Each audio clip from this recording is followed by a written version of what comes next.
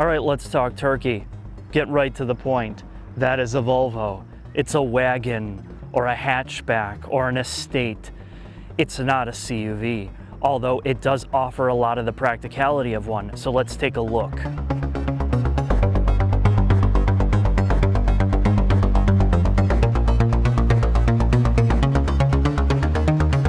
At some point in America, wagons or hatchbacks became uncool.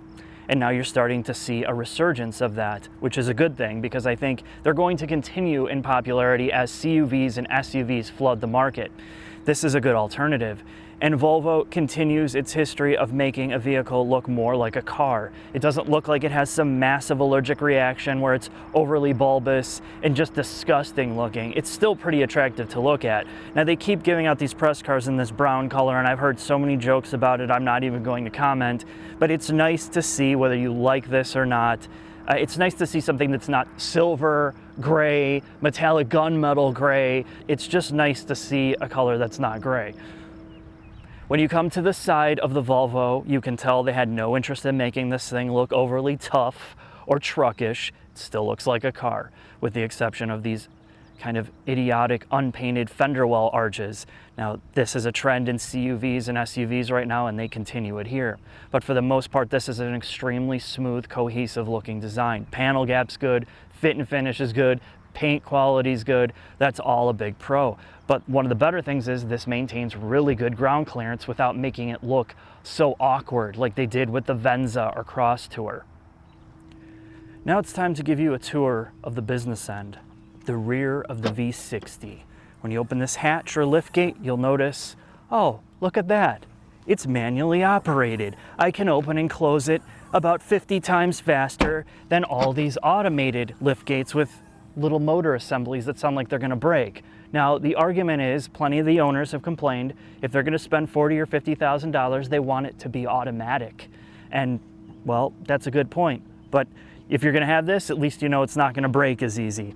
The second thing is, when you close this hatch, there's only a handle on the right side. And I don't know if that's because they assume there's no left-handed owners, so I'm just giving you lefties a shout out. But yeah, it is kind of annoying because if you're short, you're gonna have to be over here like this. Oh, I can't reach you, Gary. And then Gary's gonna have to come help you. But anyway, the rear cargo space is really good. And it's more so the depth that impresses me, namely with the seats down, because I got some bodybuilder friends, they can't stop drinking protein shakes. You can fit your muscle milk in here. I mean, you could fit, well, for me, I bring my 3-pound weights in here. I can fill this thing up to the brim, but I think most people are gonna be really impressed with the storage capacity in terms of depth. Now, you do lose height, I'm not gonna lie. It's not like a CUV or an SUV. You still are limited here, but you know, let's face it. If you're gonna buy this and you need a truck, you'd buy a truck. I think this is exactly what most people are looking for.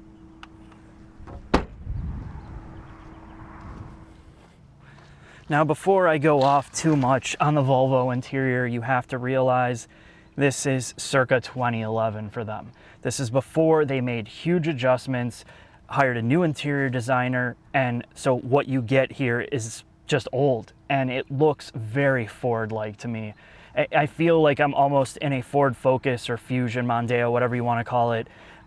There's so many things in here that just kind of set this back for me for the price point, especially after you get out of cars like the V90, the XC90, and you could see how amazing those car interiors are. This is kind of a letdown. Now, understanding that it is kind of that transitional product, well, you can make some excuses for it, but let's talk about it. With all of that said, there's one thing I keep hearing. Why not just get a Subaru? It's a lot cheaper. Well, what you're getting with the Volvo, despite its dated plastics and design, you're getting a sense of solidity here. There is a sense of quality, that things are put together. There's a sense of isolation. There's not a lot of road noise. It just feels well built. That's one of those intangibles that you can't really put on paper until you get in a car like this. Okay, that's where the niceties end, because at this price point, I cannot stomach this interior space. From the rubberized plastics to the dated design and the retrofitted tech they've put in here. But the biggest thing is the center console space. Now, I know plenty of kids, when they grow up, they have aspirations to become car designers, and they might have a poster of women on their walls and Ferraris, and they think, one day I'm gonna make my own car. Well, it's clear the interior designer of this vehicle had posters of T85 graphing calculators on his wall, because this looks horrendous. It looks just like all the Texas Instruments calculators we grew up with in the 80s. And it is, you know, when you see it in a picture, you're like, oh, okay, it's not so bad. It's all physical buttons. No, this is exactly why you don't do physical buttons in a car, because it is so small, it is so condensed, and it is just mind-bogglingly difficult to figure out and use. People are going to hate this just because it is so finicky to get around. Now let's get back to some of the positive things, like the steering wheel design. It's extremely thick, feels solid in the hands. All the input points, the buttons have this solid clicky feel to them. There's no vagueness in any of the controls, the window switches. The door pockets are just great for storage. The center console area is pretty good. The cup holder and armrest design are about average, but a lot of the input points and the things you use every day, I like a lot. Now it's time to talk about the last couple details. This frameless rear view mirror. Love it. Every car should have it. Get so tired of seeing these chunky monster mirrors for no reason. Looks good. The shifter stalk. And this goes back to something I'm talking about in modern cars. This has a traditional shifter pattern that has detents. It's mechanical. So when you go into gear, there's physical clicks in every gear. You want to go into park, boom, you slam it forward. You want to go into drive, boom, slam it back. Done. You don't have to look, you don't have to think, you don't have to second guess. Really like it, and that's a huge benefit to having kind of this older platform. The next thing now I don't like is this digi-gauge cluster. It's not because I don't like the cluster, it just looks like it's been retrofitted to fit this car. It looks very added on, tacked on. It doesn't look like it was designed for this vehicle at all. The second thing about it is, as much as I like the configuration of the gauge and how you get used to the menu system with the stick on the left, once you get over that, it looks pretty good. But it does have a problem with anti-aliasing, which means a lot of these little details, these lines they put in here are very jagged. I don't know if it's an issue with their GPU or the way that they have the software set up to control it, but it's something that should be worked on because it doesn't look right. Now, of course, this is a family hauler. You want to know about the back seats, and I think yeah, this is going to be a problem for a lot of people, especially if you're taller, you're bigger, because I have this seat kind of far back and it's maxed out against my knees. The headroom is where you're going to notice the biggest problem. If you're over 6 foot, I think you're going to be bumping your head on here. I don't know that it's that big of a deal breaker for me because the seating comfort's still really good back here. These headrests are a good design, and you can flip them down electronically from a button in the front. So if your passenger in the back's being a dick, hit the button and it'll crack them in the back of the head. That's a nice Volvo feature they continue to support in the modern cars. Scott, let's get right into it. The Volvo V60 has been around since 2011, and it's been everywhere but in the US. And for 2013 or 2014, they brought it to the US and turned it into this. And this entire chassis is based on the Ford P3 architecture. So this is... What's that in English? It's a Ford chassis. But what Ford chassis? It's shared with the previous generation Mondeo, which is the Fusion in the US, and also Land Rover uses this chassis for the Discovery Sport. It's a variation of it. So they took the architecture and then, of course, changed the whole the body structure I just had a Land Rover in the other day that I had to do a belt on it, and it happened to be a Volvo motor in it. Really? Or Ford or whoever, whatever that bunch of junk piling that thing. Yeah, so this is what they're doing. They share these architectures. Now, Volvo doesn't do this anymore. So this is the kind of switch over. So this is a combination of old and new. So yes, this is still a Ford chassis. You have strut-based suspension, all stamped steel. There's no aluminum here. There's no digi shocks or air shocks. This is a basic underpinning for a car. Now the thing is, you hear the word Ford, but the Mondeo, especially the European Mondeo, has always been one of the most solid platforms for vehicles. It's a really good chassis, and you can tell right away when you drive this, it is really solid. I mean, more solid than you would anticipate. I really enjoy driving it because of that, and a lot of it is because the foundation is so good. Now, in terms of aero panels and all this, it's about average, like you say. Most every car looks this way now, but this is an all-wheel drive model, and the next thing to talk about, Scott, is the transmission. Now that we're in the middle of the car, you're going to see a drive shaft, and you're going to see, typical junk here that you see everywhere. But the transmission is the next thing to talk about. And this is something that you're going to see more and more. We're going to talk more and more about this going forward with modern cars. This also has an Aisin transmission. This is a derivative, I believe it's the F35 or F45 Aisin transmission, which is not a total, you can't just you can go and buy this transmission out of their catalog, parts catalog. And this first appeared in the previous generation RX 350 F Sport. So this transmission, Volvo bought and then modified. They've modified the programming, and they've modified some of the internal components to make it work for this, obviously this chassis. And so what you get in that Lexus is very similar, this 8-speed transmission. It behaves very similarly, but it's not very quick to respond. Their programming for this, man, I'm not sure about it.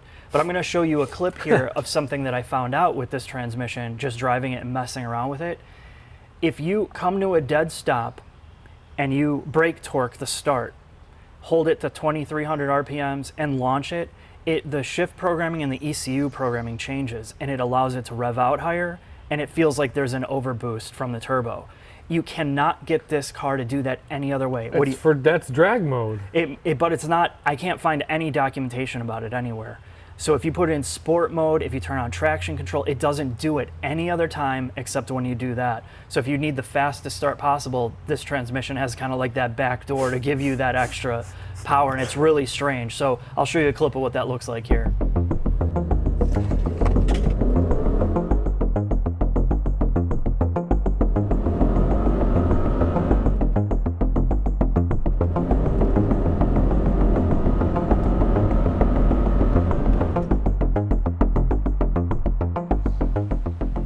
That breeze feels nice. Can you just feel the aerodynamics flowing the air through it to us? You're not kidding. Can you feel how smooth that is? It's unbelievably smooth. Imagine at 60 miles an hour. The back of the V60, Scott, multi-link rear. It has a rear differential, a pseudo on-demand system, and this is the other thing that I was going to mention, and something I said we're going to talk about in future videos, is how manufacturers, now it's easier for them to make cars because they're sourcing all their parts from every other company. The rear end is not designed by Volvo. It's a Haldex unit. So not only did they not have to design their own transmission from the ground, they didn't have to design their own differential design despite it being stamped Volvo. They do make variations in programming and shift logic. But doesn't that make more sense to do it that way? Yes, but it should also make the vehicle cheaper, you would think.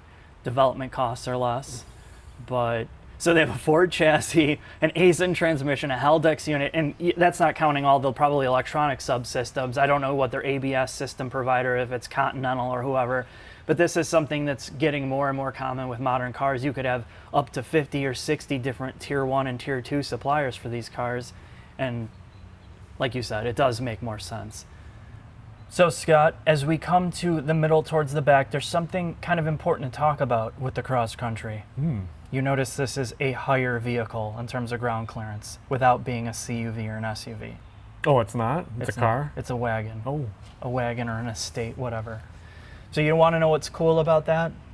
This has 7.9 inches of ground clearance, which is the same as a Ford Escape, without having to have the tall, profile, the wheelbase of, well, not really the wheelbase, but those cars are a lot taller. They take up a lot more road room. This does exactly the same. It's got all-wheel drive. It does everything a CUV does, and it drives great. But, that's up to Americans on whether they, can live with not having an SUV or CUV. But this is going to do the same thing for you. Scott, now that we have the vehicle on our new Longacre hybrid scales, we know the total curb weight with a full tank of fuel, nothing else in the vehicle, is 3,999 pounds. Wow. Right under the 4,000 pound mark. Now, Wait. the reason... Bet you fill that up, you get 4,000. Yeah, we're gonna have to fill up that fluid. It's already full. All the fluids are correct from the factory. So let's get the under the hood section over with pretty quick. This is part of Volvo's new engine platform. So this might be the old architecture and all the other stuff underneath, but they've put the new motors in here that we talked about on the V60, I'm sorry, the XC90 and the V90. They have basically two variations of 4-cylinder turbo motors. This is the 2-liter. It's only turbocharged. It doesn't have a supercharger on it as well. And it makes about 246 around that type of horsepower. And it's perfectly ample for this type of vehicle. In terms of efficiency, you know, you could argue, wouldn't a V6 be better? But, you know, this is the way of the future. Obviously, we talked about this last time. You can opt for more. You can get the upgraded motor with 300 horsepower. And I think that would make this car pretty, I think it would be overkill for it, but I think it would be more enjoyable to have the extra power. But it still is pretty quick for what it is.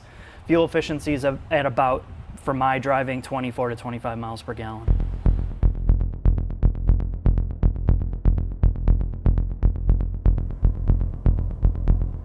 When you set off in an estate or a wagon or a hatchback, whatever you want to call this in the modern day, you realize right away there is a huge benefit to it over a CUV or an SUV.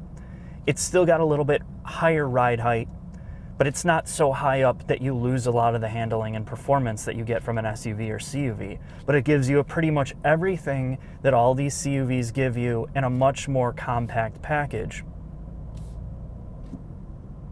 Driving around the V60, I was a little surprised given my first impressions on this interior space. I kind of expected the driving dynamics and ride and all that to kind of be in the Stone Ages, and it really isn't.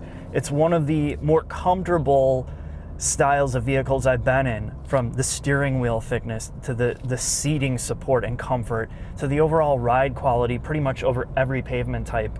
It's just a very, very lush experience.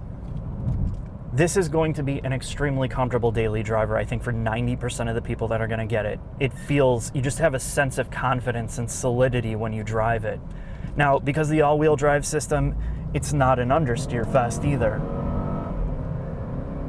The transmission is a little bit too eager to upshift, especially when you get on the power. But once you get going, this 2-liter is pretty much,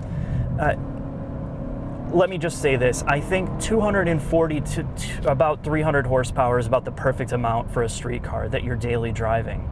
And it's because it gives you just enough thrust to get you going, to have you have a little bit of fun behind the wheel, but you're not going to get yourself in total trouble. You know, when we start getting into these high horsepower cars, you push down the gas once and you're already at, you know, speeds that are gonna get you locked up. And I think this allows you, it's a good balance between power and how much power this chassis can put down. Braking performance is pretty solid overall. I mean, everything is just well above average here. And I think it's a good experience because most people are never gonna drive this hard. They're never gonna drive this flat out, but it is a car that you have confidence to do, that you could drive around a little bit harder than just your average CUV. And I think that's why I really enjoy the driving experience.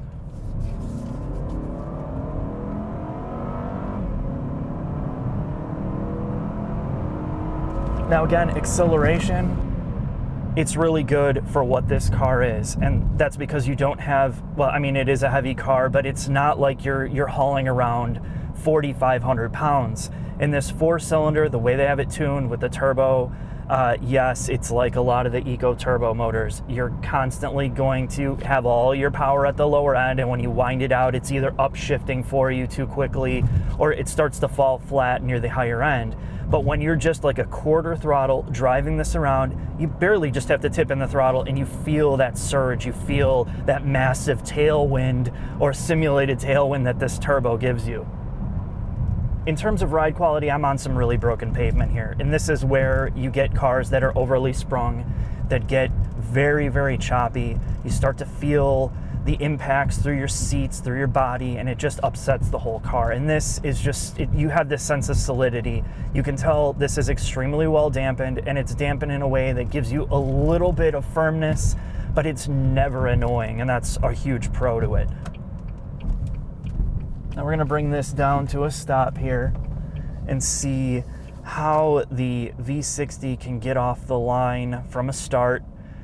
You know, obviously it takes a little bit for that turbo to come up, but if you give it a little bit of gas,